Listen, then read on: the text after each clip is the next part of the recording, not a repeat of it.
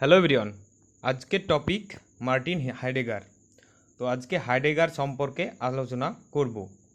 তো হাইডেগার একজন এক্সিস্টেন্সিয়ালিজমের সমর্থক ছিলেন বা এক্সিস্টেন্সিয়ালিস্ট বা অস্তিত্ববাদী একজন দার্শনিক ছিলেন। তো তার সম্পর্কে কিছু সংক্ষেপে বলতে গেলে যে Heidegger was a German philosopher. তো তিনি একজন জার্মান ফিলোসফার ছিলেন and he was influenced by Husserl idea of phenomenology. অর্থাৎ তিনি হুসেলের যে ফেনোমেনোলজি যে তত্ত্বটা তার দ্বারা অনেকটাই প্রভাবিত হয়েছিলেন। He is interested in the three things Dasein, যেটা বিং দেয়ার নামে পরিচিত, টাইম অ্যান্ড বিং। তো তিনটি বিষয়ের প্রতি তার আগ্রহ বেশি দেখিয়েছেন। তো সেটা হচ্ছে ডেজিন, যেটা বিং দেয়ার নামে পরিচিত, আর টাইম এবং বিং, এই তিনটে বিষয়ের প্রতি তিনি বেশি আগ্রহ দেখিয়েছিলেন। তারপর বলছে Heidegger believes that science investigates the being there are the objective reality whereas philosophy studies being per se. তো তিনি বিশ্বাস করেছিলেন যে বিজ্ঞান যা ইনভেস্টিগেট করে যেটাকে, সেটা অ্যাকচুয়ালি বিং দেয়ার থাকে সেটাতে। তো বিং দেয়ার বলতে এখানে ডেজিনের কথা তিনি বলেছেন, আর তিনি সেটাকে আবার বিং বলতে বস্তুনিষ্ঠ বাস্তবতাকে বলেছেন, অর্থাৎ অবজেক্টিভ রিয়ালিটিকে বলেছেন। আর যেখানে দর্শন অধ্যয়ন করে বিং পার্সের ওপর বেসিসে, তো বিং পার্সের ওপর বেসিসে তার দর্শনটাই মূলত অধ্যয়ন করা হয়েছিল বা অধ্যয়ন করেছিলেন তিনি। তারপর বলছে কনসেপ্ট অফ ডেজিন। তো ডেজিন বলতে অ্যাকচুয়ালি তিনি কি বুঝিয়েছেন? তো Dasein is a standard German word of existence. তো ডেজিন হচ্ছে একটা জার্মান শব্দ যেটা এক্সিস্টেন্স বা অস্তিত্বের একটা আদর্শ জার্মান শব্দ হিসাবে পরিচিত। Literally it means being there or being here. তো আক্ষরিক অর্থে এই ডেজিন বলতে বিং দেয়ার অথবা বিং হেয়ারকে বোঝায়। ইংরেজি প্রতিশব্দ বা ইংরেজিতে যদি সেটাকে অনুবাদ করা হয় তাহলে সেটার মানে, ডেজিনের মানে যেটা দাঁড়ায় সেটা হচ্ছে বিং দেয়ার বা being hair. It is the core of Heidegger philosophy. তো এটাই হচ্ছে হাইডেগারের দর্শনের মূল বিষয়। যে দর্শন, হাইডেগার যে দার্শনিক মতবাদটা যেটা রয়েছে তার যেটা মূল বিষয় সেটা হচ্ছে এই বিং দেয়ার বা বিং হেয়ার বা ডেজিন। He used design as the technical term for one kind of existence, the manner in which human individual exist. তো তিনি ডেজিনকে এক ধরনের অস্তিত্বের জন্য একটি প্রযুক্তিগত শব্দ হিসাবে ব্যবহার করেছেন। অর্থাৎ তিনি তার ডেজিনকে বা ডেজিনের তত্ত্বটাকে অ্যাকচুয়ালি অস্তিত্বের বা এক্সিস্টেন্সের জন্য একটি প্রযুক্তিগত টেকনিক্যাল যে শব্দ সেই হিসাবে তিনি ব্যবহার করেছেন। He says that science investigates the being there, the being there is referred as the objective reality. তো তিনি প্রমাণ করতে চেয়েছিলেন বা যে পদ্ধতিতে প্রমাণ করতে চেয়েছিলেন যে মানুষের স্বতন্ত্র একটা অস্তিত্ব রয়েছে, সেই বিষয়টিকে তিনি প্রমাণ করতে চেয়েছিলেন। এবং তিনি বলেছিলেন যে বিজ্ঞান বিং দেয়ারের বিষয়টিকে তদন্ত করে। অর্থাৎ তিনি যে সায়েন্স সম্পর্কে যেটা বলেছেন যে সায়েন্সের অ্যাকচুয়ালি যেটা কাজ সেটা হচ্ছে বিং দেয়ার বা সত্তার একটা বিষয়কে তদন্ত করা বা ইনভেস্টিগেট করা। আর এখানে বিং বলতে তিনি যেটা বুঝিয়েছেন সেটা হচ্ছে অবজেক্টিভ রিয়ালিটি বা বস্তুনিষ্ঠ বাস্তবতাকে বুঝিয়েছেন। তারপর হচ্ছে being can only understood by self knowledge. অর্থাৎ এখানে একটা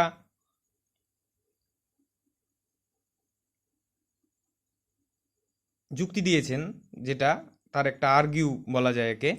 তো এখানে বলছে যে being can only be understood by self knowledge, অর্থাৎ সত্তা শুধুমাত্র আত্মজ্ঞান বা সেলফ নলেজ দ্বারা বোঝায়। অর্থাৎ তিনি সত্তাকে শুধুমাত্র যেটার দ্বারা জানা যায় সেটা হচ্ছে সেলফ নলেজ বা আত্মজ্ঞান দ্বারা বোঝাই বলেছে। তো এর পরিপ্রেক্ষিতে তিনি কি বলেছেন যে he says that both the mystery of being and the mystery of non being are essential for our understanding.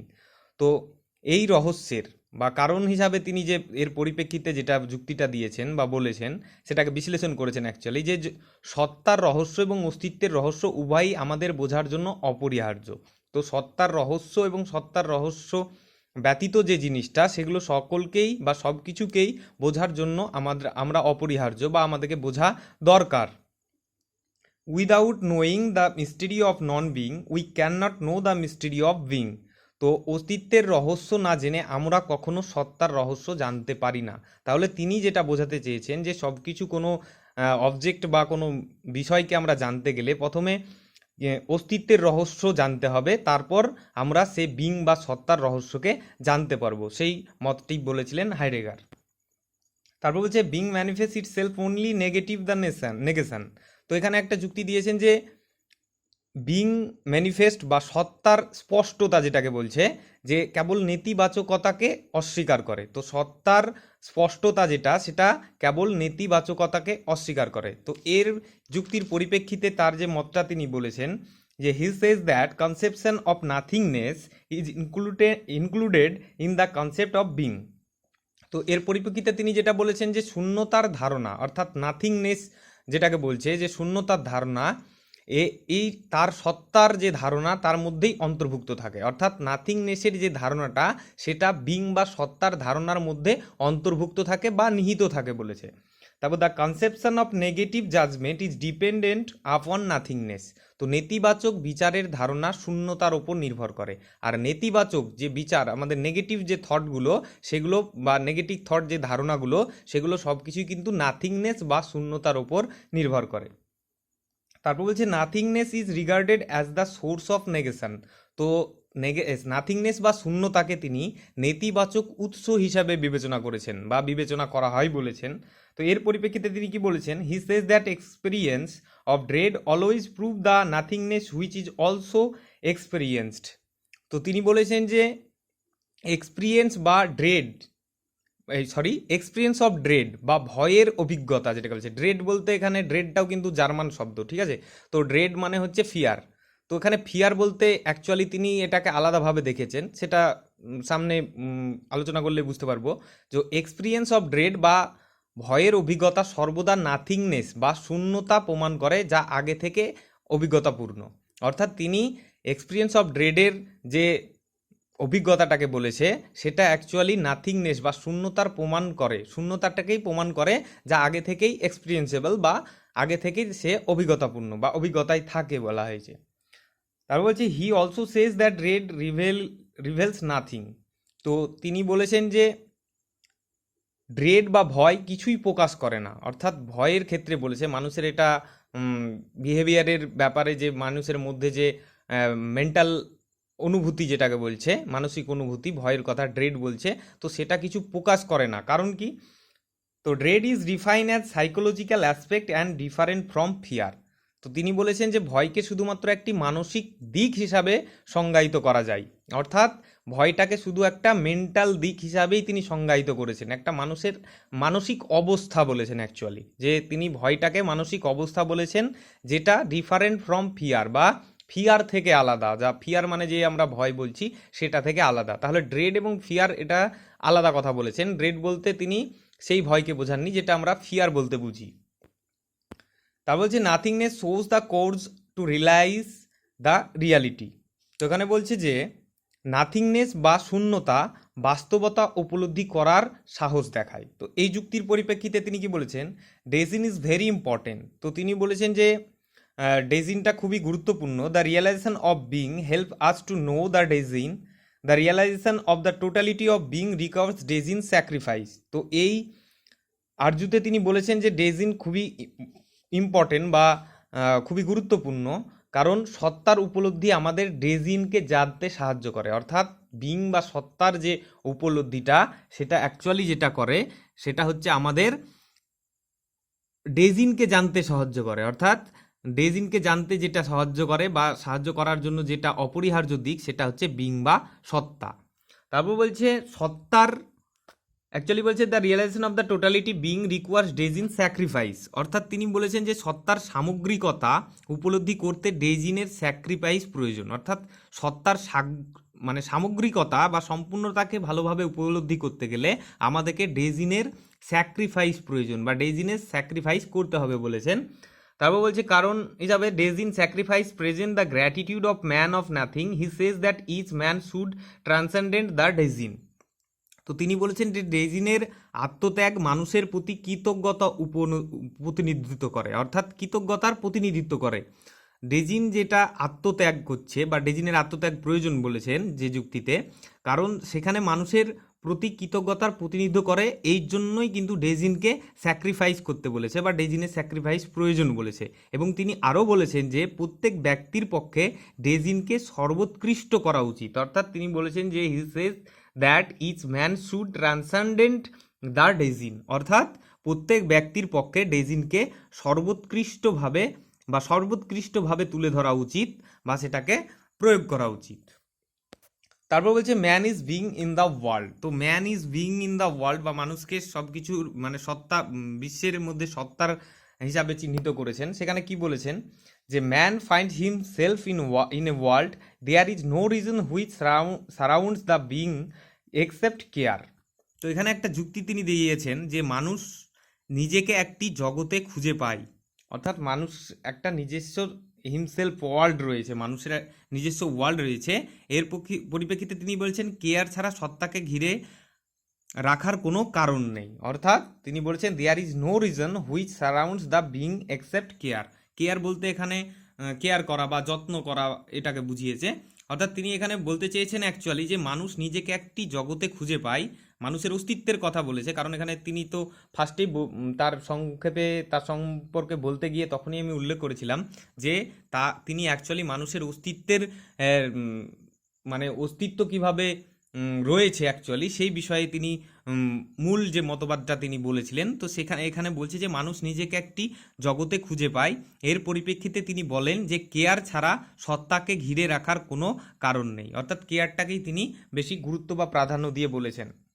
আর বলছে care or concern is very important. তো কেয়ারকে তিনি অনেকটাই গুরুত্বপূর্ণ বলেছেন, কারণ care is regarded as the inner principle which organise the relation with the world. তো এখানে বলছে যে সত্তার ব্যাপারে কেয়ার খুবই গুরুত্বপূর্ণ, কারণ কেয়ার বা উদ্বেগ যেটাকে বলছে, উদ্বেগ বা যত্ন যেটাকে বলছে, তো একে অভ্যন্তরীণ নীতি হিসাবে বিবেচনা করা হয় যা বিশ্বের সাথে সম্পর্ক সংগঠিত করে। অর্থাৎ তিনি বলছেন যে কেয়ার বা যত্ন যেটাকে বলছে বা উদ্বেগ বলছে যেটাকে, সেটা অভ্যন্তরীণ একটা নীতি হিসাবে বিবেচনা করা হয় যা বিশ্বের সাথে একটা সম্পর্ক সংগঠনে সাহায্য করে বা সংগঠিত করে। তা বলছে Martin says the care is defined as the basis of being there. তো মার্টিন বলেছেন যে কেয়ার হলো বিং দেয়ারের ভিত্তি, অর্থাৎ কেয়ারকে তিনি বিং দেয়ারের ভিত্তি বলেছেন, কারণ ডেজিনই হচ্ছে তার সম্পূর্ণ মতবাদের মূল যেটা আদর্শ, সেটা হচ্ছে ডেজিন, যেটা জার্মান শব্দ, আর তার ইংরেজি প্রতিশব্দ হচ্ছে বিং দেয়ার বা বিং হেয়ার। তো এখানে কেয়ার বলতেও তিনি বলেছেন যে বিং দেয়ারের ভিত্তি, অর্থাৎ কেয়ারকেও তিনি বিং দেয়ারের ভিত্তি বলেছেন। কারণ হিসাবে কি বলেছেন, man in the world experience various moods, death is regarded as inseparable fact of human existence. তো এখানে কারণ পৃথিবীতে মানুষ বিভিন্ন মেজাজ অনুভব করে, কারণ প্রত্যেকটা মানুষেরই, আমাদের সকলেরই কিন্তু আলাদা আলাদা ফিলিংস থাকে বা আলাদা আলাদা আমরা মেজাজ হিসাবে আমাদের ব্যক্ত করি, আমাদের বিহেভিয়ারটাকে ব্যক্ত করি। সেই হিসাবে তিনি বলেছেন যে প্রত্যেকটা মানুষের বিভিন্ন বিভিন্ন মেজাজ অনুভব করে, আর মৃত্যুকে মানুষের অস্তিত্বের অবিচ্ছেদ্য সত্য হিসাবে বিবেচনা করা হয়। অর্থাৎ তিনি মৃত্যুকে বা ডেথ যেটাকে বলছে, death is A regarded as inseparable fact of human existence, অর্থাৎ মানুষের অস্তিত্বের অবিচ্ছেদ্য সত্য হিসাবে বিবেচনা করা হয় মৃত্যুকে বলেছেন। তা বলছে it has been said that when death emerge in our consciousness then it produce dread. Dread is referred as a violent fear, it confronts man with the reality. তো বলা হয় যে যখন আমরা আমাদের চেতনার মৃত্যুর উদয় হয় তখন তা ভীতি সৃষ্টি করে। তো এখানে অ্যাকচুয়ালি তিনি বলতে চেয়েছেন যে প্রত্যেকটা মানুষের কিন্তু আমরা যখন বেঁচে থাকার সময় বা আমরা যেভাবে আমাদের জীবনটাকে অতিবাহিত করছি, সেই সময় কিন্তু আমরা জীবনের মূল্যও বুঝতে পারি না বা ভবিষ্যতে মানে কি হতে পারে সেই রকমও কিন্তু ধ্যান ধারণা আমাদের খুব কমই থাকে, আমরা প্রেজেন্ট নিয়েই চলতে থাকি বেশিরভাগ সময়। তো সেই ক্ষেত্রে বলেছে মানুষের যখন চেতনার উদয় হয়, অর্থাৎ প্রত্যেকটা মানুষ যখন অ্যাকচুয়ালি বলতে গেলে দেওয়ালে যখন মানুষের পিঠ থেকে যায়, এরকম আমাদের বাংলা কথা রয়েছে আর কি, যে সেই সময় কিন্তু মানুষের কনসাসনেস বা চেতনার উদয় হয়, তখন তাদের মধ্যে ভীতি সৃষ্টি করে। তখন সেই সময় যখন প্রকৃত চেতনার যখন উদয় হয় তখন মানুষের মধ্যে একটা ভীতি সৃষ্টি করে, কারণ আমরা সকলের তাই হয়। কারণ শেষ পর্যন্ত একটা পর্যায়ে যখন আমরা পৌঁছে যাই তখন প্রত্যেকটা মানুষের মনে কিন্তু একটা ভীতি বা ভয়ের সৃষ্টি হয়, সেটা মৃত্যুকে নিয়ে হতে পারে, নানান রকম সিচুয়েশন নিয়ে হতে পারে, সেই রকম হিসাবে বলেছে। তারপর বলছে রেজ ইট রিফার্স অ্যাজ ভায়োলেন্ট ফিয়ার। তো এখানে বলছে যে ভয়কে হিংস্র বলা হয়েছে, অর্থাৎ ভয় হচ্ছে এমন একটা, সেটা মৃত্যু ভয় হতে পারে, নানা রকম সিচুয়েশন, নানা রকম পরিস্থিতিতে নানা রকম ভয়ের হতে পারে। তো ভয়কে এখানে হিংস্র বলা হয়েছে বা বলেছেন। ইট confronts man with the reality. তো এখানে কারণ এটি মানুষকে বাস্তবতার মুখোমুখি করে, কারণ ভয় মানুষের মধ্যে যখন ভয় ভীতি হয়ে যায় তখনই মানুষের বাস্তবতাটাকে মানুষকে বুঝতে সাহায্য করে বলেছে। কারণ উদাহরণস্বরূপ বলা যেতে পারে যে আমরা যখন কোনো খারাপ পরিস্থিতির মধ্যে পড়ি তখন আপন আপন কিন্তু গডকে সবাই স্মরণ করি। সেটা গড হোক কিংবা কোনো হেল্পের কোনো মানুষ হতে, পার্টিকুলারলি ম্যান হতে পারে, বন্ধু হতে পারে, বান্ধব হতে পারে, নানা রকম রিলেটিভ হতে পারে, তাদেরকে আমরা স্মরণ করি। কিন্তু সেই খারাপ সিচুয়েশন থেকে যদি আমরা বেরিয়ে যাই তখন কিন্তু তাদের কথা ভুলে যাই। তার মানে আমরা কি, যখন আমরা এমন সিচুয়েশনে পড়ে যাচ্ছি তখনই আমাদের কনসাসনেস বা চেতনার উদয় হচ্ছে যে কাউকে আমার প্রয়োজন, বা আমরা তার জন্যই বা তার সাহায্য ছাড়া আমি কিন্তু সেই সিচুয়েশন থেকে বেরোতে পারবো না। কিন্তু যখন সেই সিচুয়েশন থেকে কেটে আমরা উঠে চলে আসছি তখন আবার তার কথা ভুলে যাচ্ছি। সেই ব্যাপারে তিনি বলেছেন যে প্রত্যেকটা মানুষের এমন একটা পরিস্থিতি আসে, সেই সময় মানুষের কনসাসনেস বা চেতনার উদয় হয়, এবং সেই কনসাসনেস চেতনার হওয়ার ফলে মানুষের মধ্যে একটা ভীতি তৈরি হয়। আর ভীতি হচ্ছে সেই জিনিসটা যেটা মানুষকে বাস্তবতার মুখোমুখি করে, বা বাস্তবতাকে, কঠিন বাস্তবটাকে মানুষের চোখের সামনে তুলে ধরে, এটাই বোঝাতে চেয়েছেন তিনি। তারপর বলছে authentic existence is very important. তো তিনি অথেন্টিক এক্সিস্টেন্স বা প্রামাণিক অস্তিত্ব যেটাকে বলছে, অথেন্টিক এক্সিস্টেন্স মানে হচ্ছে প্রামাণিক অস্তিত্ব, এটা খুবই গুরুত্বপূর্ণ বলেছেন। কারণ at the time of death many I concrete his personal being. তো কারণ মৃত্যুর সময় মানুষ তার ব্যক্তিগত সত্তার উপর চোখ রাখে। কখন মানুষের মৃত্যুর যখন পর্যায়ে চলে আসে তখন তার ব্যক্তিগত যেটা সত্তা বা বিং সেটার ওপর মানুষ চোখ রাখে। তো আরও কি বলেছেন যে man thinks about his past, present and future. তখন মানুষ কি করে, তার অতীত, বর্তমান, ভবিষ্যৎ নিয়ে চিন্তা করে। তো সেই সময় মৃত্যুর সময় মানুষ কি করছে, যে তার সত্তাকে অনুভব করছে, এবং সে তখন সব কিছু তার হোল লাইফটাকে নিয়ে সে কি করছে, একটা অ্যানালাইসিস করছে যে কি করেছে, কি ভবিষ্যতে কি করবে, বা কি হবে, বা কি করছে এখন, মানে সেরকম মানে অতীত, মানে প্রেজেন্ট, পাস্ট, ফিউচারে প্রত্যেকটা বিষয়ে তিনি সে চিন্তা করে, সেটাই বলছে। তা বলছে at that time man recognize the future depends upon his present acts. At the time of death a sin of guilt is included. তো এখানে বলছে সেই সময় মানুষ স্বীকার করে যে ভবিষ্যতে তার বর্তমান কাজের উপর নির্ভর করে। তখন সে বুঝতে পারে যে আমি, মানে কর্মফল, এখানে গীতাতেও কিন্তু বলা হয়েছে যে কর্মফল ভোগ করতে হবে মানুষকে, কারণ মানুষের যে কর্মজীবনটা সেটার উপরই তার সব কিছু নির্ভর করছে। তো এখানেও হাইডেগার অ্যাকচুয়ালি সেটাই বলেছেন যে মানুষ স্বীকার করে যে ভবিষ্যৎ তার বর্তমান কাজের উপর নির্ভর করে, অর্থাৎ বর্তমানে আমরা কি করছি না করছি সেটার উপরই ডিপেন্ড করে আমাদের কিন্তু ভবিষ্যৎ তৈরি হবে। আমরা যদি কঠোর পরিশ্রম করি তবেই তার ফল লাভ করতে পারবো, সেই কথাই তিনি বলেছেন। এবং কি বলেছে যে at time is death a sin of guilt is included. তো মৃত্যুর সময় অপরাধ বোধের একটি দৃশ্য তৈরি হয়, অর্থাৎ আমরা প্রত্যেকে মৃত্যুর সময়, অর্থাৎ প্রত্যেকটা মানুষ মৃত্যুর সময় তার অপরাধ বোধগুলো কিন্তু তার মধ্যে উদয় হয়, অর্থাৎ সে তার চোখের সামনে দৃশ্যমান হয়, সে কি কি ভুল করেছে সেই দিকগুলো সে মনে করে, সেটাই বলছে। তা হচ্ছে ক্রিটিক অফ টেকনোলজিক্যাল সিভিলাইজেশন। তো তিনি টেকনোলজিক্যাল সিভিলাইজেশনের সমালোচনা করেছিলেন। তো সমালোচনা করে কি বলেছেন, Heidegger strongly oppose that view technology means the and human activity. তো হাইডেগার টেকনোলজির বিরোধিতা করে বলেছেন যে প্রযুক্তি হলো একটি সমাপ্তির মাধ্যম বা মানুষেরই কার্যকলাপ।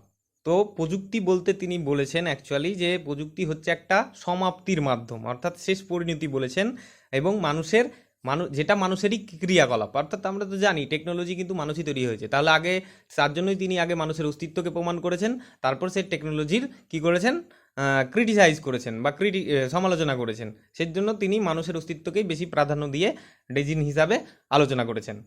তা হচ্ছে these two approach which Heidegger calls respectively the instrumental and anthropological definition are indeed correct but do not go deep enough, as he says that they are not yet true.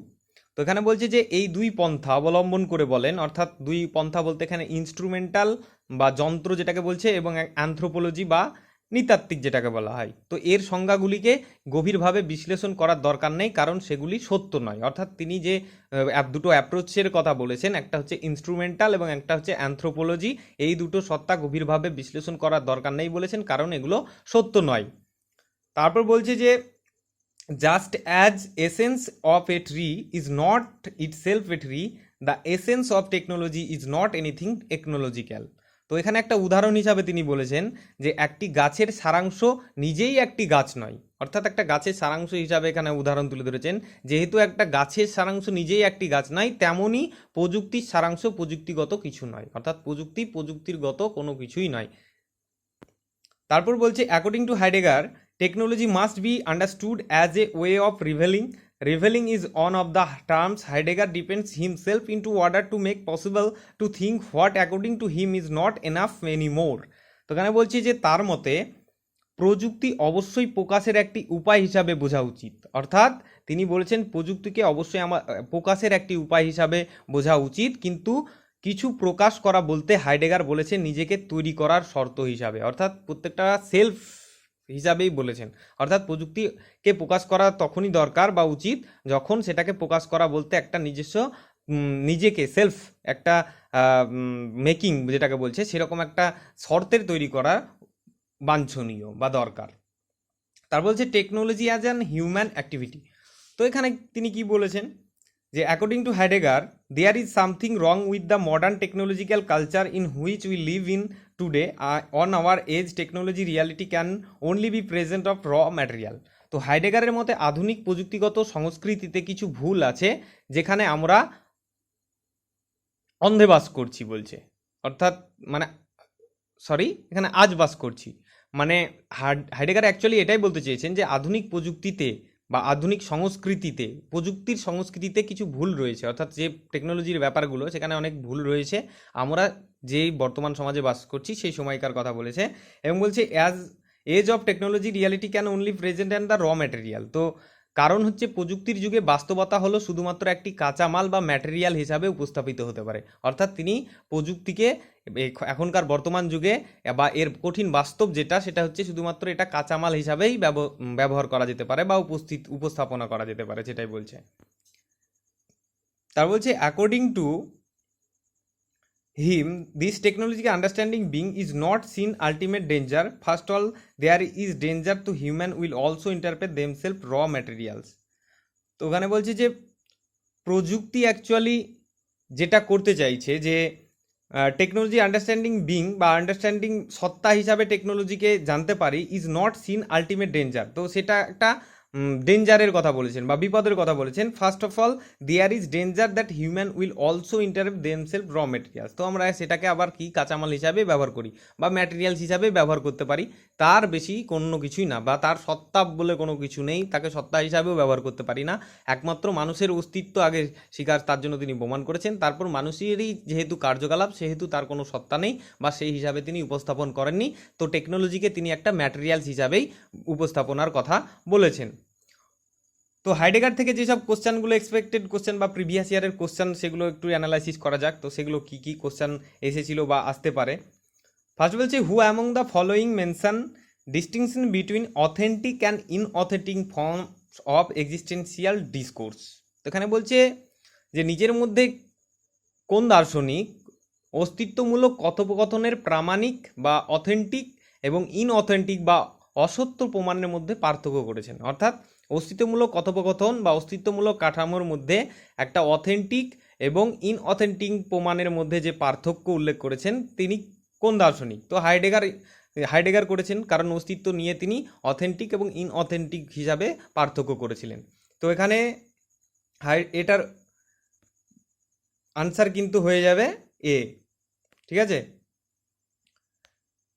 তারপরের যে কোশ্চেনটা রয়েছে, তারপরে কোশ্চেন হচ্ছে what are the 3 aspect of care according to Heidegger.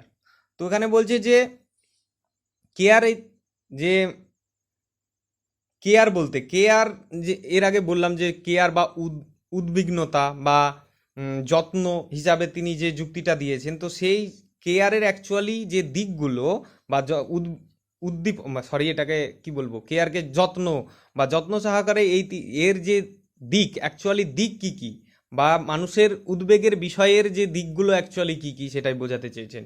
তো সেখানে একটা sequence হিসাবে বলেছেন যে তার দিকগুলো অ্যাকচুয়ালি কি হতে পারে, ফ্যাক্টিসিটি, পসিবিলিটি, ফলনেস। অর্থাৎ এখানে বলছে ফ্যাক্টিসিটি, পসিবিলিটি, ফলনেস বলতে এখানে যেটা বলছেন যে বাস্তবতা, সম্ভাবনা এবং পতন। অর্থাৎ এখানে বলছে যে একটা মানুষের কেয়ারের বা উদ্বেগের বিষয়ের যে দিকগুলো, সেটা কি কি দিক হতে পারে। তো এখানে ফার্স্টের যে আনসারটা আছে যে কি বলে ওটাকে, ফার্স্ট যে অপশনটা রয়েছে ফ্যাক্টিসিটি, পসিবিলিটি, ফলনেস, অর্থাৎ এখানে বলছে অস্তিত্ব, পসিবিলিটি অর্থাৎ সম্ভাবতা, ফলনেস মানে পতন। তো তিনি এই তিনটে প্রমাণকে স্বীকার করেছেন, তা এ হয়ে যাবে এটারও আনসার। কারণ ফ্যাক্টিসিটি, অ্যাটেনশন এটাও হবে না, তারপরে অ্যাটেনশন, ডিসিপ্লিন, সার্ভিস এগুলোও হবে না, সার্ভিস, অ্যাটেনশন, ফ্যাক্টিসিটি এটাও হবে না। তো ফার্স্টের আনসার এটা হয়ে যাবে ফ্যাক্টিসিটি, পসিবিলিটি, ফলনেস। অর্থাৎ কেয়ার বা প্রত্যেকটা মানুষের উদ্বেগের যে বিষয় বা উদ্বেগের বিষয়ের দিকগুলো অ্যাকচুয়ালি হতে পারে ফ্যাক্টিসিটি। প্রথমে তার অস্তিত্ব প্রয়োজন, তারপর পসিবিলিটি, তার সম্ভাবনা থাকতে হবে, এবং তার একদিন পতন ঘটবে, কারণ ডেথ হিসাবে তিনি একটা মানুষের ডেথ হিসাবে বলেছিলেন আর কি। ঠিক আছে, তারপরে যে কোশ্চেনটা রয়েছে সে কোশ্চেনে কি বলা হয়েছে, being to what death is a constant feeling in the face of death express the philosophy of, মানে এখানে বলছে যে একটা যুক্তি দেওয়া হয়েছে, দিয়েছে অ্যাকচুয়ালি, যে মৃত্যুর দিকে থাকা হচ্ছে মৃত্যুর মুখে অবিরাম পালানো। অর্থাৎ এখানে বলছে যে মৃত্যুর দিকে থাকা হচ্ছে মৃত্যুর মুখে অবিরাম পালানো। তো এই কথাটা অ্যাকচুয়ালি কে বলেছেন, এক্সপ্রেস ফিলিং বা কার দর্শন? তো এটা হাইডেগারের দর্শন, কারণ আমরা সকলেই জানি যে এটার আনসার হয়ে যাবে সি, যে হাইডেগার, কারণ তিনি বলেছিলেন যে মৃত্যুর দিকে থাকা হচ্ছে মৃত্যুর মুখে অবিরাম পালানো, কারণ মৃত্যু নিয়ে তিনি বলেছেন অ্যাকচুয়ালি, তার মতবাদ রয়েছে। তো এটা হয়ে যাবে আনসার। তারপরের যে কোশ্চেনটা রয়েছে সেখানে কি বলা হয়েছে, যে এখানে বলছে যে which one of the following statement is true with reference to Heidegger. তো এগুলোর মধ্যে কোনটি সত্য? তো এখানে মানে সত্য রেফারেন্স। তো ফার্স্ট পয়েন্ট বলছে phenomena are what make up being while being is always the being of some entity. অর্থাৎ এটার মানে হচ্ছে যে ফেনোমেনা হলো তা যা নানা রকম সত্তা তৈরি করে যখন সেটি সত্তার সত্তা হিসাবে বিবেচিত হয়। তারপরের পয়েন্টে বলছে phenomena are beyond being while being is never the being of some entity. অর্থাৎ এখানে বলছে যে ফেনোমেনা হলো সত্তা তৈরি করে যখন সেটি সত্তার সত্তা হিসাবে বিবেচিত হয় না। অর্থাৎ এখানে ফার্স্টারটা বলছে যে সত্তার সত্তা হিসাবে বিবেচিত হয়, সেকেন্ড অপশনে বলছে সত্তার সত্তা হিসাবে বিবেচিত হবে না। থার্ড অপশনে কি বলছে, phenomena are devoid of being while being is drive of entity. তো ফেনোমেনা অস্তিত্বহীন এবং সত্তা থেকে বঞ্চিত। তো এখানে এই অপশনে সেটাই বলছে। আর লাস্ট অপশন বলছে phenomena and being are one and the same. অর্থাৎ ঘটনা এবং সত্তা এক এবং অভিন্ন। তো এখানে যে চারটে অপশন রয়েছে তার মধ্যে ফার্স্টের অপশনটাই অ্যাপ্রোপ্রিয়েট অপশন, কারণ হাইডেগার বলেছিলেন যে ফেনোমেনা, কারণ হুসেলের ফেনোমোলজি থেকে অনেকটাই তিনি ইনফ্লুয়েন্স হয়েছিলেন বা প্রভাবিত হয়েছিলেন। তার সেখানে বলছে যে ফেনোমেনা হলো তাই যা নানা রকম সত্তা তৈরি করে, অর্থাৎ বিং তৈরি করে যখন সেটি সত্তার সত্তা হিসাবে বিবেচিত হয়, কারণ এটাই হচ্ছে অ্যাপ্রোপ্রিয়েট মত হাইডেগারের। তো এ হয়ে যাবে আনসার।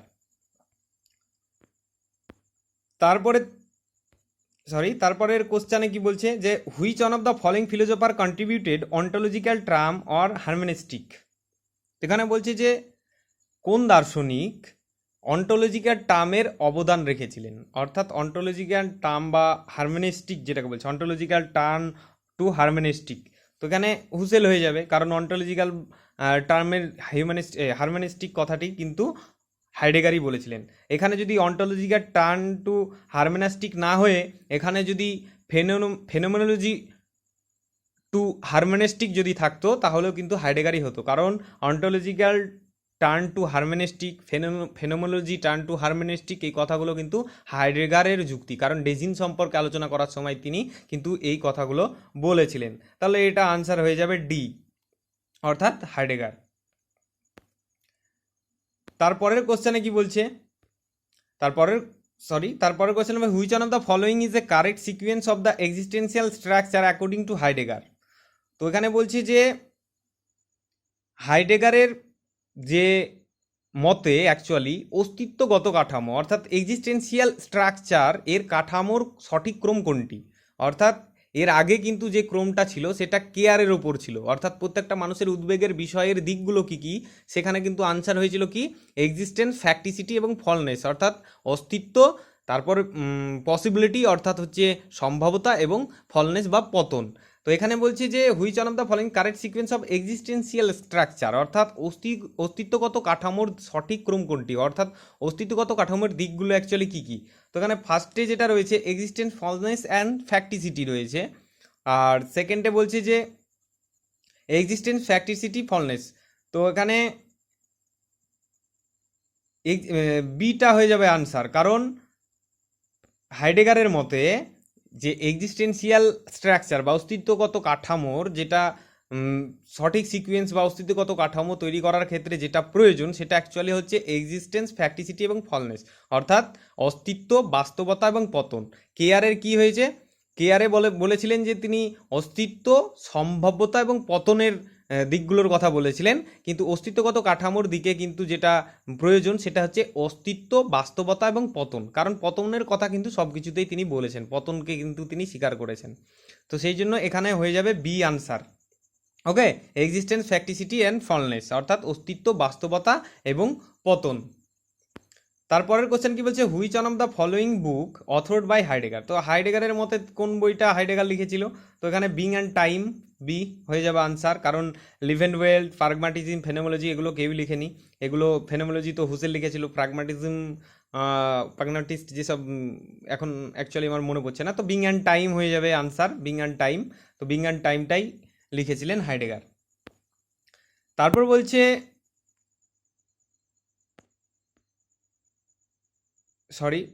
যে Heidegger concept and anxiety is the structure of being into which individual falls. তো এখানে বলা হয়েছে যে হাইডেগারের মতে উদ্বেগ বা অ্যানাক্সিটি, এখানেও কিন্তু অ্যানাক্সিটি বলতে উদ্বেগের কথাই বলা হয়েছে, ওখানে কেয়ার বলতেও কিন্তু উদ্বেগের কথাই বলা হয়েছিল, এখানে অ্যানাক্সিটি বলতে কিন্তু উদ্বেগের কথাই বলছে। তো উদ্বেগ বা অ্যানাক্সিটি কোন ধরনের মানুষের অবস্থার মধ্যে পড়ে, অর্থাৎ ওখানে কেয়ার এবং অ্যানাক্সিটি কিন্তু একই কথা, ভালোভাবে মনে রাখবে যে কি অ্যাকচুয়ালি বলেছেন। কিন্তু হাইডেগার কিন্তু বেশিরভাগ অনেকগুলো জার্মান শব্দ ব্যবহার করেছিলেন, অর্থাৎ জার্মান টার্ম ব্যবহার করেছেন, তো সেগুলোর ইংলিশ টার্মটা অবশ্যই জানা প্রয়োজন। তো এখানে অ্যানাক্সিটি বলতেও তিনি যা বুঝিয়েছেন, কেয়ার বলতেও কিন্তু তাই বুঝিয়েছেন। ওকে, তো এখানে বলছে যে হাইডেগারের মতে যে উদ্বেগের বিষয়গুলো কোন কোন ধরনের মানুষের অবস্থার মধ্যে পড়ে। তো ফার্স্ট পয়েন্ট বলছে when he sees what he alone has questions of being and the responsibility to answer it. তো ফার্স্ট পয়েন্টে বলা হয়েছে যখন কোনো মানুষের মধ্যে যে প্রশ্ন এবং উত্তর দেওয়ার দায়িত্ব বোধ থাকে। সেকেন্ড অপশন বলছে when he sees that he alone has the answer to all question, অর্থাৎ যখন সে দেখে যে তার কাছেই সব প্রশ্নের উত্তর আছে। থার্ড অপশন বলছে when he sees everyone endowed with the question of being, তো যখন সে প্রত্যেক সত্তার প্রশ্নে সমৃদ্ধ রেখে থাকে, অর্থাৎ যখন কোনো ব্যক্তি প্রত্যেক সত্তার প্রশ্নে সমৃদ্ধ দেখে বা সমৃদ্ধি দেখে। আর ফোর্থ অপশনে বলছে when he rejects the question of being and responsibility to answer it, তো যখন কোনো ব্যক্তি যে দেখে যে প্রশ্ন এবং উত্তর দেওয়ার দায়িত্বকে প্রত্যাখ্যান করছে।